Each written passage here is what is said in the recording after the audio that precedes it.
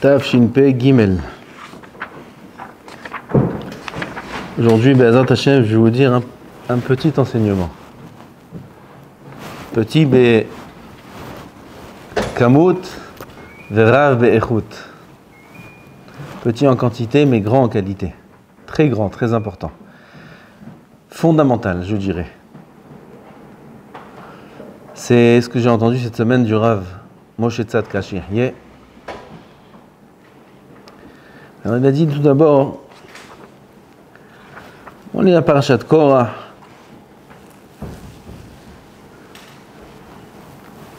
Qu'est-ce que ça vient nous apprendre la parashat Korah? C'est une histoire.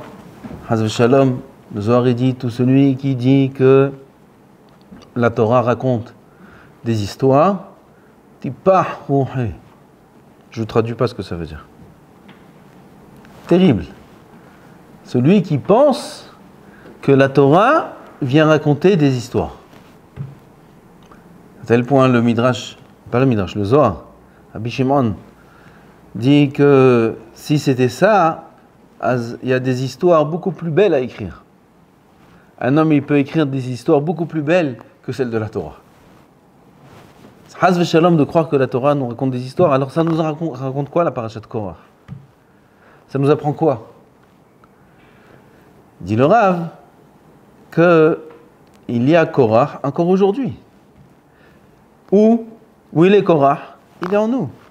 Chacun de nous, on a un petit pourcentage de Korah. C'est pas une histoire Korah une fois, il y a 2000 ans, 3000 ans, vezéo. Non, ma pitom. Korah existe encore aujourd'hui. D'abord, Kepchuto, il est encore aujourd'hui, il crie là-bas dans le trou, Moshe Emet, Vetorato Emet, jusqu'à aujourd'hui. Aval, à part ça, il est en nous, Korah. C'est quoi Korah? C'est la rébellion. Ne pas accepter ce qu'Akadosh Baruch Hu décide, ne pas accepter la névoa, ne pas accepter les règles de la Torah, les remettre en question, poser des questions. Pourquoi? Pourquoi ci? Pourquoi ça? Ça, c'est Korah, qui est venu ici opposer à Moshe Rabbeinu.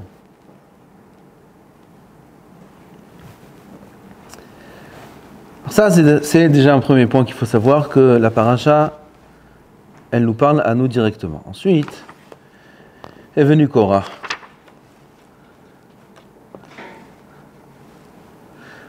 Il avait un grand conseiller, Korah, une grande conseillère. C'est sa femme. Chokhmat Nashim Banta Beta, Veivelet, Beyadat Harsena. Kara Katuv, Bemishle. Chokhmat Nashim Banta Beta. Ça parle de deux femmes, ce pasouk. Le début du pasouk, la première femme, c'est la femme de On ben Pelet. On ben Pelet. Il est écrit au début dans la paracha. Vaikar Korach ben Issar ben Kehat, Vedatan va Aviram ben Eliab, ve On ben Pelet. On ben Pelet, il est dans l'équipe. Et après, dans la suite, on ne voit pas une fois son nom. Où il est On ben Pelet? Après, il y a écrit Korach. Il y a écrit que Korach. Et On ben Pelet, dans le groupe, au début, tu m'as dit On ben Pelet. Et là, Korach, quand il est arrivé à la maison et il rentre chez lui, et sa femme elle le voit. Korach, où est ta barbe? Il n'avait plus de barbe. Il avait une belle barbe comme ça, grande. Korach, il avait une belle barbe. Où est ta barbe? Où ils sont? Qu'est-ce qui t'est arrivé? Il est tout mégoulah, la tête, tout mégoulah. Il est comme Karahat, comme un yoderma, à quoi il ressemble, un ballon. Il n'a pas un poil, il n'a plus rien du dos. Qui c'est qui t'a fait ça? C'est Moshe Rabbeinu. Pourquoi il t'a fait ça? Il est comme ça, il a dit, Kakadosh Baruch Hu, il a dit. Mais quoi, mais il se moque de vous, celui-là. Mais pourquoi vous l'écoutez? Et comme ça, quand ça lui parlait, il dit, ma pitom, et il faut que tu t'opposes, et pourquoi tu acceptes tout, et pourquoi tu es d'accord avec tout ce qu'ils te disent, vas-y. Elle lui a monté la tête.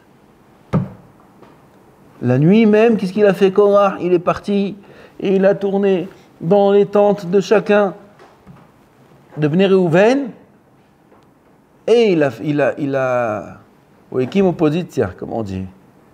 Ekim, Il a fondé l'opposition. Et en France, l'opposition? Hein? Non, on ne dit pas l'opposition. Oui? Non, pas coup d'État. Dans la politique, il y a la droite et la gauche. En Israël, c'est coalition, mais opposition. Il est venu, il a fondé un parti. Mais quel parti? Il a dit, on va retourner maintenant tout. Ce chala. On Ben Pellet, il arrive à la maison. Le pareil aussi. Il avait une grande barbe. Il avait un drap de panim. Il arrive, on dirait il est tout rasé, un ballon tout rasé. Il lui reste plus un poil, rien du tout. Il dit, Makara, sa femme lui dit, c'est Moshe Rabbeinu. Moshe Rabbeinu, il a fait, vas-y. Alors viens, et puis Korach, il appelle. Il appelle Korach pour qu'il vienne, vite, il y a un rendez-vous d'urgence. On doit faire on doit faire tomber le siège de Moshe. Il dit, oui, j'arrive. Ça veut dire, tu vas pas. Il dit, comment je vais pas? J'ai juré que je viens, que je fais partie de... Et tu vas pas, viens. T'inquiète pas, moi je m'occupe à ta place. Elle lui a donné à boire un bon petit verre de whisky. Tiens, prends un verre, allonge-toi, dors, t'inquiète pas. Kol besed. Le matin, il se réveille on Ben Pellet. Et il s'est passé tout ce qui s'est passé déjà.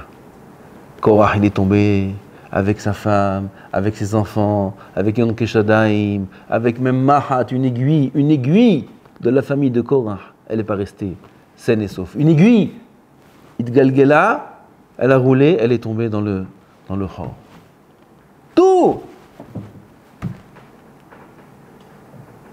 Il se réveille le matin, il entend tout ce qui s'est passé, et lui, il a été épargné. Lui aussi, il devait tomber là-bas. C'est Chokhmat Nashim Banta Beta. Combien il faut avoir un sroud de se marier avec une bonne femme?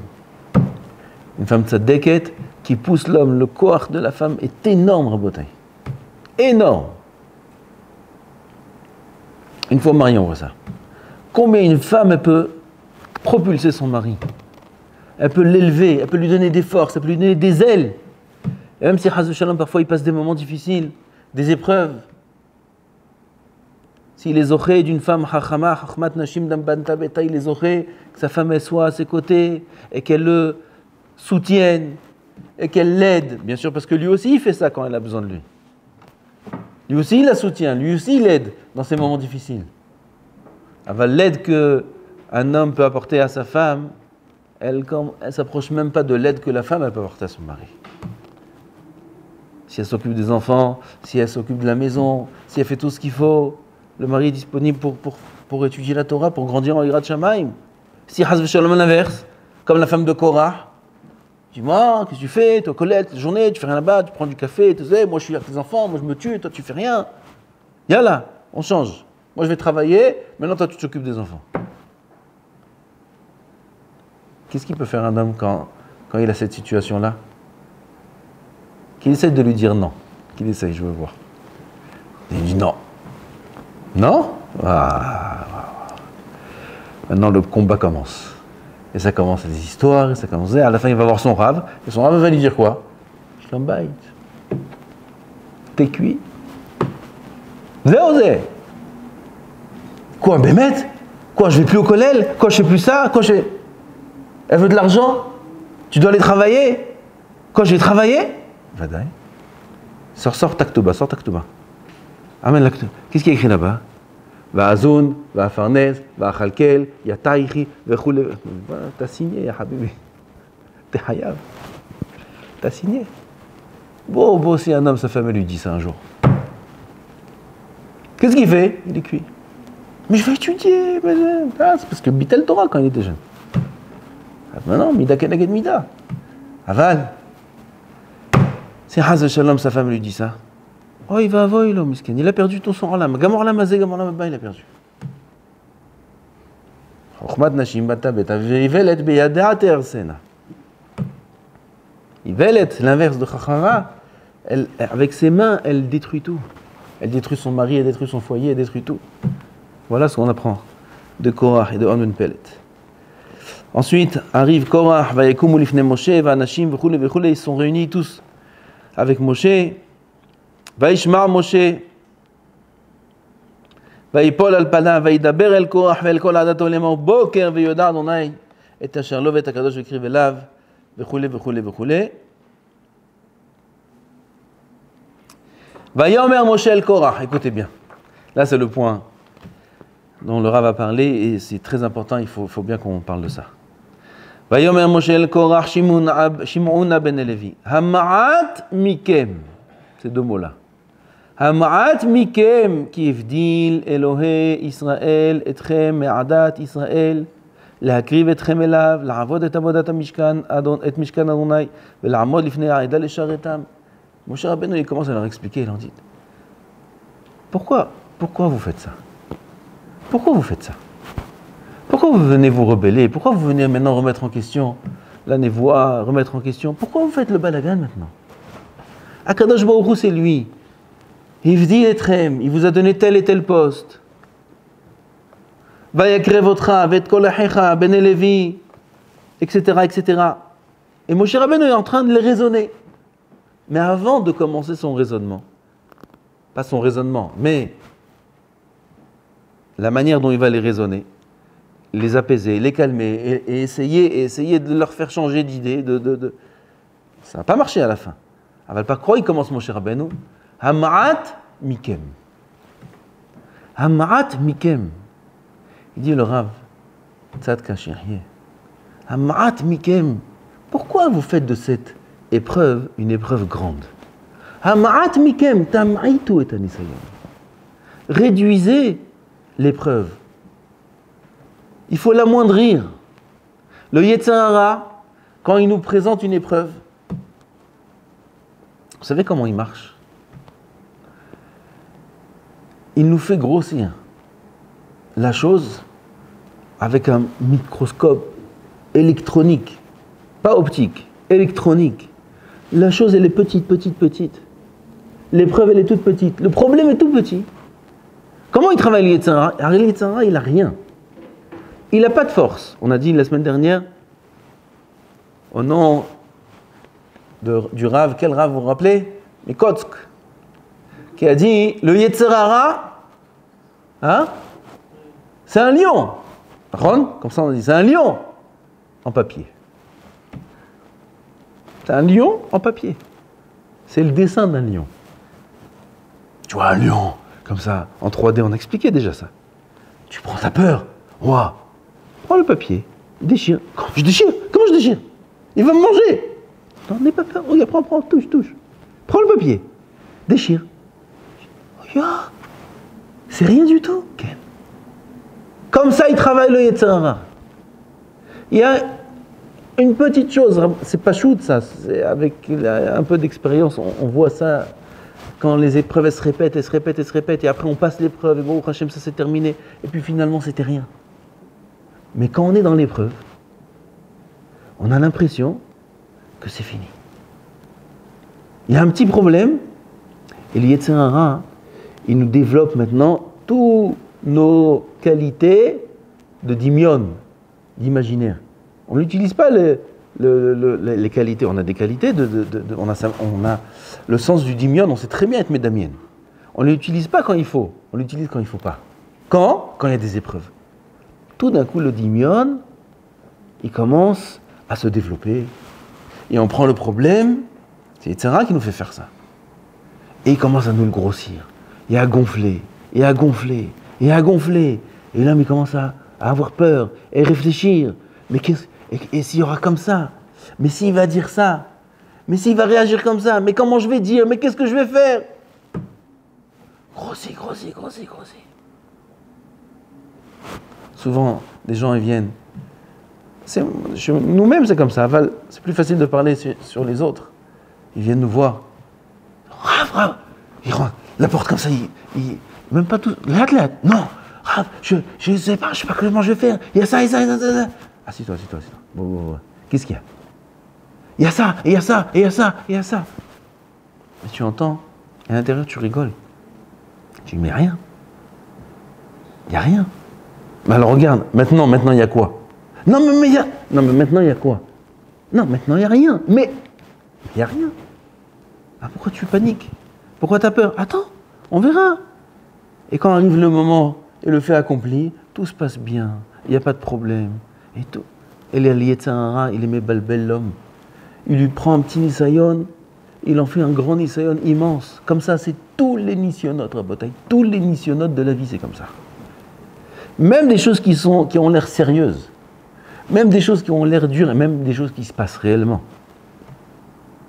Qui se passent réellement. Il y a un Baal Nisayon plus grand qu'Iyov. Il y a un Baal Nisayon au monde plus grand qu'Iyov. Iyov, c'est le symbole de l'épreuve, de la souffrance dans ce monde. Même les Rishonim, quand ils veulent comparer les épreuves qu'il y a dans leur Olam Haba et les Isurim qu'il y a, ils comparent à Iyov. Comme ça dit le Ran. Il dit le Ran que la plus petite des souffrances dans leur Olam Haba, c'est pas une vie entière avec les souffrances de Iyov. Comme ça dit le Ran. Iyov avait 10 enfants, 7 garçons et 3 filles. Il était riche, comme Korah. Korah, c'est l'exemple de la richesse. Il avait des centaines de milliers d'ânes qui portaient les clés de ses coffres. Korah. Les clés pas des coffres, les clés des coffres. Tellement qu'il était riche. Iyov, il est riche, Baz est riche. Il avait en bourse 23 milliards de dollars. 23 milliards de dollars. Msoudar, Raël. 23 milliards de dollars il avait en bourse. Il y a quelque chose de s'inquiéter. Des enfants, tous en bonne santé. Et ces enfants, ils faisaient des fêtes. Souvent, ils faisaient des fêtes, mais des fêtes cachères, des fêtes de famille. Ils se réunissaient, les frères et sœurs. Ils sont réunis, les frères et sœurs. Et une fois, une des fêtes, ils sont réunis dans une maison. On fait grillade. Ils faisaient des grillades, ils ont commencé à mettre la table, les salades, ils ont commencé à amener les steaks. Et ils commencent à manger. Pitom, tremblement de terre. Tremblement de terre qui fait tomber le toit de la maison où ils étaient d'un coup. Sur tous les enfants. Ils sont tous morts d'un coup au même moment. Tous les enfants sont morts. À ce moment même, il y avait reçu un téléphone de la bourse pas de Tel Aviv, comment ça s'appelle là-bas? Hein? Wall Street. C'est ça, c'est la bourse, hein? Alors, Iyov, suite au tremblement de terre, toutes les Ménayot, Karsou, 23 milliards de dollars sont effacés sur le champ, tout est perdu, il reste 17 shekels de Hamlot, de frais. Venez vite les payer parce qu'il peut y avoir du ribit. Plus rien. Karaya, bamash. On adapte un petit peu à nos... De suite, tout le corps de Iyov se remplit de shrin. Shrin. Vous savez c'est quoi shrin? Tsarad, shrin. C'est une sorte de lèpre. L'homme barminan, il perd les membres de son... Les membres du corps, ils commencent à tomber les hâtes. Tout le corps de Iyov. Il se roulait par terre, dans la terre, pour essayer de se refroidir un petit peu. Tellement que son corps était... C'est des boutons, je ne vais pas vous décrire comment c'est la shrine. Il sourit. Sa femme, elle vient, elle lui dit à Iyov, non, qu'est-ce que tu dis maintenant? Où est ton Dieu que tu aimes tellement, que tu loues tous les jours, toute la journée tu dis je t'abbar Shem Olahad, tu dis ah Hachem, merci Hachem. Et regarde, nous on raconte ça à Bataille en 3 minutes. Vous imaginez c'est quoi passer ce qui passe qu'on raconte là maintenant? L'homme il n'a plus de raison de vivre. Il a plus que ça, peut-être même il doit prier, supplier Hachem qu'il le prenne de ce monde parce que c'est impossible de vivre comme ça. Non, où il est ton Dieu? Qu'est-ce qu'il répond Iyov? Le passouk connu. Hachem Natan, Hachem Lakach, et Hachem Mevorach. Hachem Natan, Hachem Lakach. Tous les gens ils disent pas Hachem Natan. Tous les gens ils disent ah il m'a pris. Pourquoi on m'a pris ça? Pourquoi on m'a pris? Pourquoi on m'a pris? Pourquoi j'ai perdu? Pourquoi j'ai... Comme ça ils disent. On m'a pris. Ça veut dire qu'on m'a pris. Mais t'as oublié qu'on t'a donné. Okay, ça on oublie. Hachem Natan. C'est Hachem Natan. Mais c'est Hachem Lakah. Yishem Hachem Evorach. Yov, il vit besimcha. C'est Hachem Natan, ma baya. Mais Hachem Lakah. Natan la santé. Lakah, maïch. Il Natan les enfants. Lakah. Natan l'argent. Lakah. Quand on sait que Hachem Natan, on n'a pas de problème que Hachem Lakah. Aval, quand on oublie qu'Hachem Natan, catastrophe. Même Yov, même des Isurim, Shelo Yavo, Velo Yu, Chaz Veshalom, même une partie infime de ces Isurim-là. Aval, même lui, avec tout ce qu'il a passé, il a eu la force de réfléchir et de voir Hachem Natan, Hachem Lakah. Il a réussi à amoindrir le Nisayon et il a tenu le coup. Et Akadosh Baruch Hu, il lui a tout ramené. Et il a eu encore une fois 10 enfants. Et il a eu encore une fois 23 milliards. Cette fois-ci, il ne les a pas laissés en bourse. Il a dû les investir dans le mobilier parce que... Non, l'immobilier. Pas de Gedaï. Il a tout eu à nouveau. Hachem Natan, Hachem Lakah, Hachem Natan. Comment il a cette istaklout-là? Parce qu'il a moindri le Nisayon. Là, tout ce que je parle, c'est quand il y a mamash le Nisayon. Béhémet, il y a un Nisayon. Avant, hein, on parlait du dimion du Nisayon. Croire qu'il y a un Nisayon, il n'y en a même pas. Je vais revenir à ça. Mais pour l'instant, je veux parler des situations où il y a réellement un Nisayon. Pourquoi le grossir? Pourquoi pas l'amoindrir?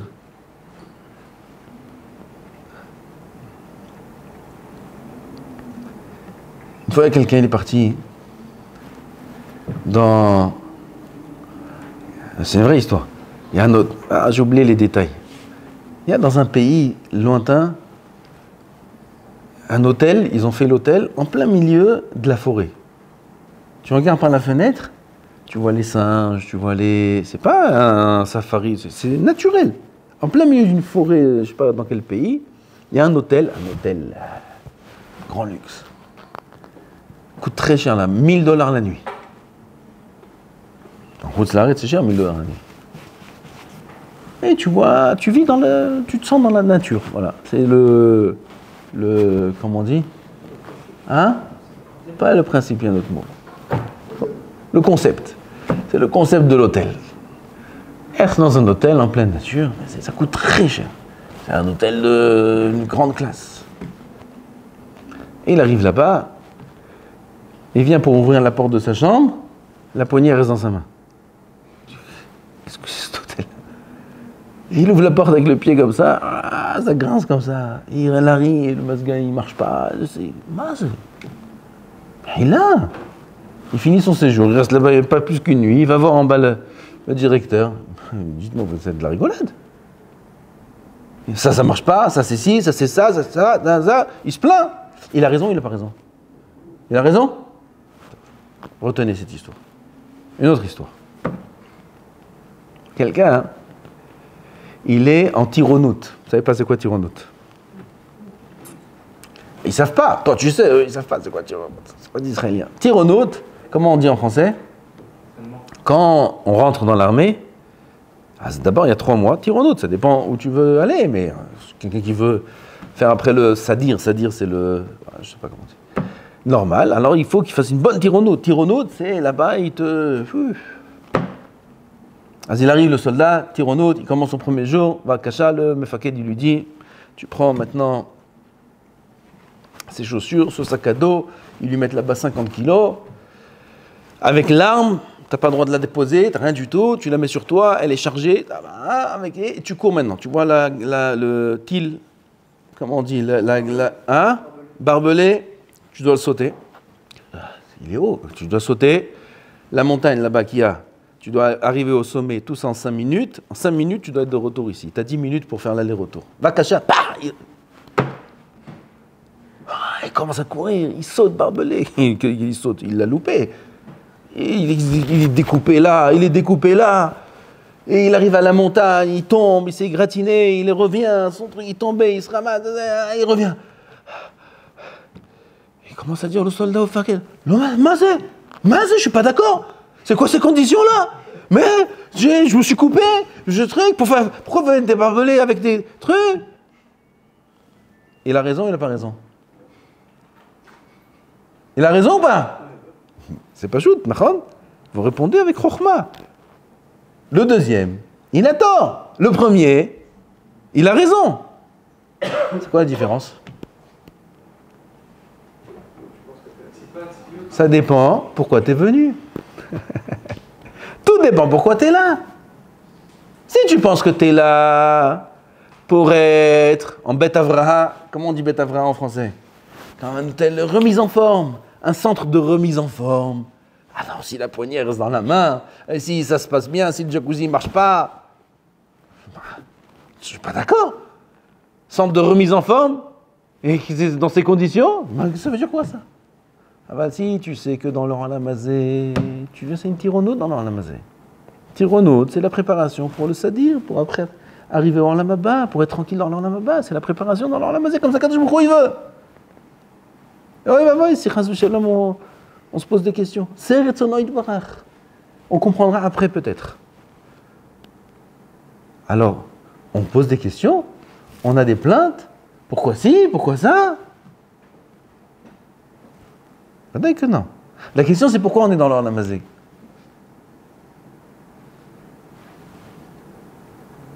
Beth Avraha, personne n'ose. C'est un hôtel. Beth Avraha, c'est une remise en forme. Si c'est une remise en forme, moi je ne connais pas quelqu'un qui est sorti de son Lamazé avec la forme, avec la santé, avec la remise en forme. Il est sorti, ma mâche, il était tout refait. Je ne connais pas un comme ça. Ah, ça m'étonnerait que leur Lamazé, ce soit un endroit où on est là pour profiter, pour être en forme. C'est pour finir dans une tombe, ça ne sert à rien. Et la Vadek, leur Lamazé, c'est pour se dormir, finir en Lamaba. Tout dépend pourquoi on est venu. Si un homme, il sait pourquoi il est venu, il n'a pas de plainte. Ça passe de manière beaucoup plus facile. Il s'est gratiné là, il a eu un petit coup là, un petit coup là. Il s'est essoufflé, c'était dur. Mais il sait pourquoi il est là. Comme ce soldat-là qui va faire ça avec Simcha, il va le faire. Parce qu'il sait qu'il va être gradé, gradué. Gradé. Il sait qu'il va monter, il sait qu'il va réussir, il sait qu'il y a une suite. Ça ne s'arrête pas là. Je ne dois pas sauter le barbelé, c'est tout. Je vais faire sauter le barbelé toute ma vie, je vais sauter des barbelés, bah putain. C'est que maintenant, après, il devient Ramatkal. Après, c'est autre chose. Il sait pourquoi il est là. Alors ça passe de manière beaucoup plus facile. C'est Amat Mikem. Maïesh, si vous n'êtes pas Kohanim, Maïesh si vous n'êtes pas comme ça et comme ça. Il vient Korach. Non, je ne comprends pas pourquoi. Amat Mikem, Maïesh, Makara, Lokarakloum, c'est pas grave. Il faut amoindrir le Nisayon, il faut amoindrir les épreuves. Les épreuves, elles ne sont pas méchantes, elles sont bien. Et la majorité des épreuves, ce n'est même pas des épreuves, c'est juste des dimionotes. Et en vérité, il n'y a rien. Et l'homme, tout seul, il se crée une épreuve. Am'at mikem, torid et tamisayon, torid, réduit, redescend sur terre. Ravi raconte une histoire qu'il a entendue. C'est un peu une autre facette du Am'at mikem, mais c'est aussi, ça nous concerne aussi énormément. Il dit une fois, il y a un Hazan, il monte, il a une voix correcte. Chez les Ashkenazim, la Hazanout, c'est, vous connaissez, c'est des trucs.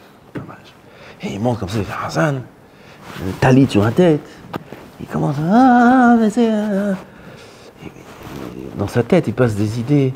Maintenant que les gens derrière, ils disent waouh, la gava un petit peu. Il se travaille. Pas de gava, pas de gava, pas de. Et il continue, il se reprend. Et il reprend la Hazanout. Il dit, oh, pas gava, Et il ne sait pas que les gens derrière sont tous en train de rigoler. Pourquoi? À la panim. Il ne fait même pas nachon, makol à la panim, makol lo nachon, makol tzhok. Lui, il croit hein, qu'il y a un Nisayon. Il se travaille. Il dit, non, il ne faut pas que je vienne Nisayon. Tamrit. אין פה שום ניסיון, זה דמיונות שלך, את הניסיון הזה. אתה חושב. Ça aussi, c'est un מעט מכם. Parfois, on croit qu'il y a une épreuve. On croit qu'il y a quelque chose. Mais en vérité, il n'y a rien du tout. Pas comme je vous parlais jusqu'à maintenant, où il y a une épreuve, c'est dur, il faut l'amoindrir. Il faut savoir pourquoi on est là dans ce monde. Ou bien, il y a une petite épreuve, mais c'est juste du dimion. Là, il n'y a rien du tout. C'est lui qui a un dimion tellement mefoutard, tellement développé son sens de l'imagination, qu'il se croit des choses tout seul. Et il se dit, il faut que je travaille sur moi-même, ma gava, c'est gava, il n'y a rien du tout, personne ne t'a donné du kavod.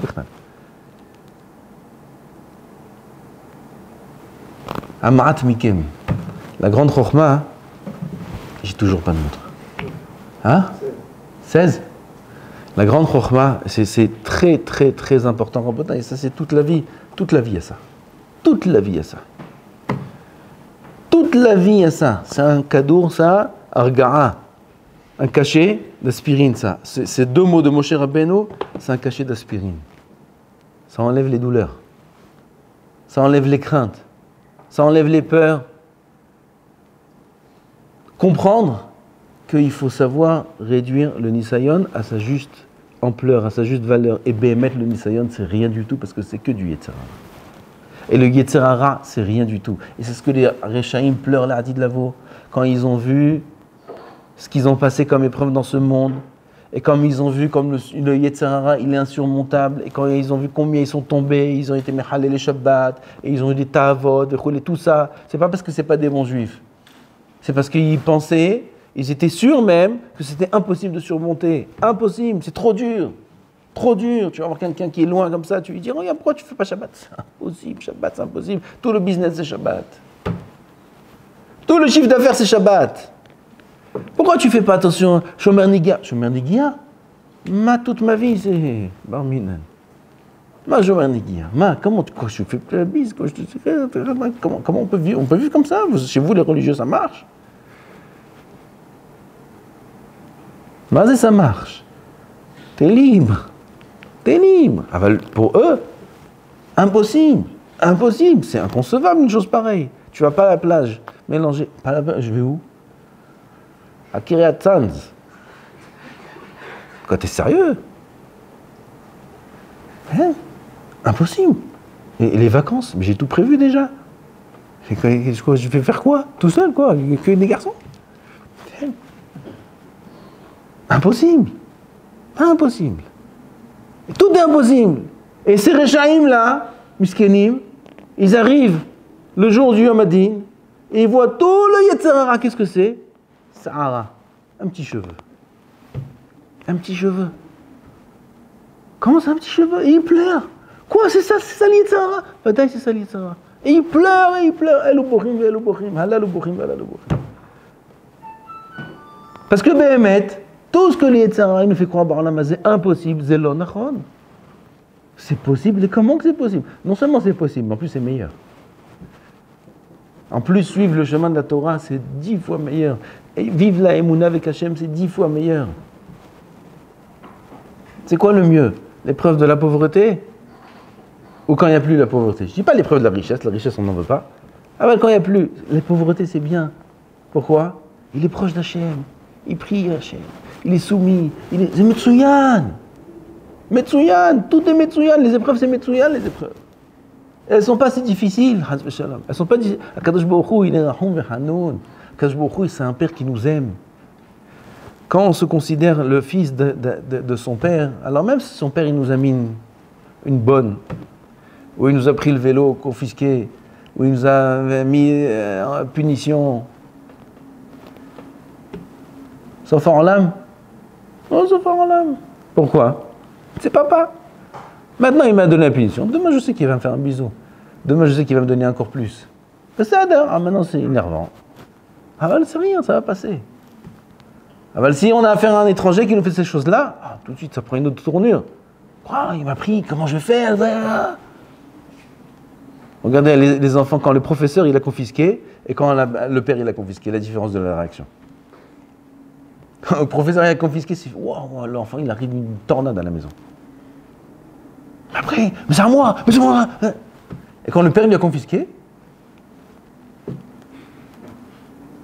pas un mot. Pourquoi? Quelle différence? Parce que ça, c'est son père. Et ça, c'est un étranger. Si on sait que Borolam, c'est papa, c'est notre père, ça, il m'a confisqué un petit peu d'argent, eh ben, il va me rendre. Il a confisqué un peu de plaisir, il a confisqué un peu de tir. Mais ça, c'est pour mon bien, c'est sûr. Comme mon père, c'est pour mon bien. Borolam, c'est mon père, plus que mon père. Et Vadak, c'est pour mon bien. Et il m'aime plus que mon père, il m'aime.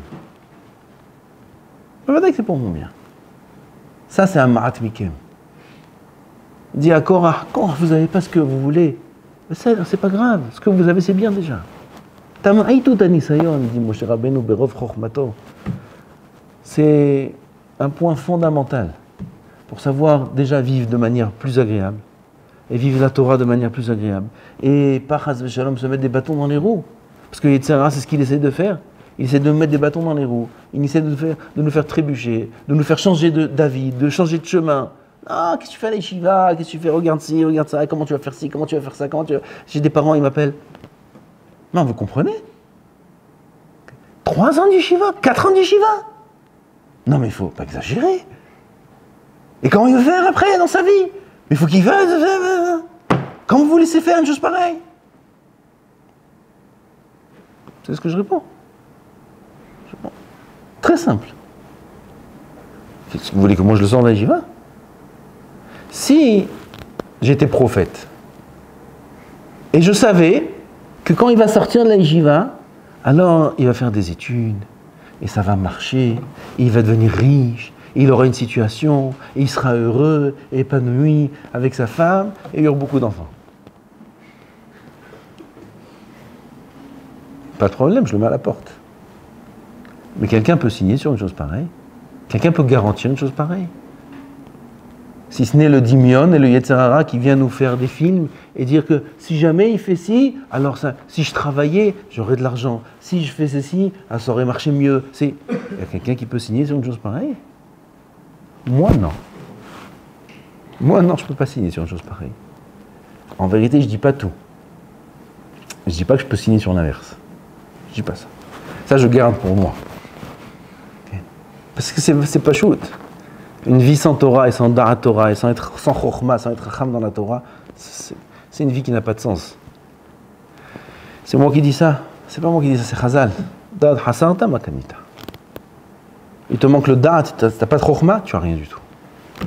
Ça veut dire que même si ça marche, comme ses parents ils espèrent, et qu'il aura de l'argent, et qu'il aura ses diplômes, et qu'il réussira à fonder une famille avec la femme qui est la femme vertueuse, même si, disons, im en lo da'at, en lo klum. S'il n'a pas de Torah, il n'a rien. Da'at hasarta makanita. Puk hazem mayamadabba. Vous comprenez ce que je dis? Regardez, Bakasha. Regardez autour de vous. Je ne sais pas si vous avez encore les kélim pour regarder, mais regardez autour de vous. Regardez ce qu'il y a autour de vous. Regardez ce qu'il y a dans le monde. Michel lo da'at ma'esh lo klum. Klum. Ça, c'est la tzad qu'il a. Moi, j'ai dit que je ne peux même pas signer sur le fait qu'il aura. Pourquoi? Tous ceux qui ont des diplômes, ils ont une bonne... Et tous ceux qui font des études arrivent à un diplôme. Et tout ce qu'il peut y avoir en chemin. Et les goyim, et les goyotes. Qui c'est qui est épargné? Personne. Haz v'shalom. Quelqu'un peut savoir ce qui va se passer dehors? Personne ne peut savoir. Ah, c'est dimionote. C'est dimionote. Non, encore là, dimionote. Ah, quand on dit ça, putain. Bon, vous avez raison, alors on va réfléchir. Ils sont obligés de dire on va réfléchir. On va pas sortir comme ça, et je kébat. C'est obligé. Ça, c'est pas shoot. C'est un ma'at mikem. On va faire, comment je vais faire, comment tu vas faire, comme tous tes ancêtres ils ont fait. Comme Am Israël, depuis Briat Ha'olam jusqu'à aujourd'hui, depuis Matan Torah jusqu'à aujourd'hui, comme ils ont fait tous les Chachamim, tous les Tzadikim, tout Am Israël, dans tous les temps, dans toutes les Galouyot, comme ça ils ont fait, ils ont étudié la Torah, ils ont tenu, et tout s'est bien passé. Pour ceux qui ont tenu le coup, pas pour Korach. Korach, lui, ça s'est mal passé. Pourquoi? Korach, il est parti dans le Dimion. Bémet Dimion. Korach, qu'est-ce qu'il a vu? Il a vu qu'il sort de lui des Nevi'im. Shmuel, il est Shakoul comme Moshe et Aaron. Et là, il sort de moi, Shmuel. Dimionot. Dans la Gemara, c'est écrit que En Adam Nimna Parnas ala Tzibur, Ela Imken Kupat Shratzim, Tlouya Bo. C'est-à-dire, s'il devient Chashuv Vezé, il a une Kupat Shratzim, c'est-à-dire qu'il aura quelque chose de négatif chez lui. Il y a quelque chose de négatif en lui. Ça va rentrer dans les détails. Lui, il écrit le négatif, Manit Saïch Liot Parnas, et le négatif, c'est vous. Et là, Chazal, ils disent non. C'est Shmuel qui devait être Parnas, et le négatif, c'est Korah. Vous avez compris? Je dis Bekitso. Ah, pourquoi il n'a pas fait ce Reshbon? Dimionot, il est parti dans les Dimionot, Korah. Regardez comment il a fini. C'est qu'il essayait de le raisonner, Moshe. Amat Mikem, Toridu ta Nisayon. Il n'y a pas de Nisayon, contentez-vous de ce que vous avez, soyez heureux, c'est Retzon Hashem, tout est bien, tout va bien. Non, ça y est. Tout ça, c'est le fruit du développement de la pensée, du raisonnement, du dimion, Shum Dava. Il faut savoir, Abotak, que il nous aime, et l'initiation qui nous amène, c'est que pour nous faire grandir. C'est pas pour nous mettre des bâtons dans les roues. Et si parfois il y a des nisyonotes, il faut savoir les amoindrir. Il n'y a rien du tout. Il y a un kloum. Là, il y a kloum, et là, il y a kloum. Le kol est beseder. Vous allez voir, toute la vie, c'est comme ça. Toute la vie, c'est comme ça. Il t'a nous koach, il t'a nous da'at bezat Hashem, de tenir, de comprendre le émet. Vena'ale venatzliach. Amen, Keniratzat.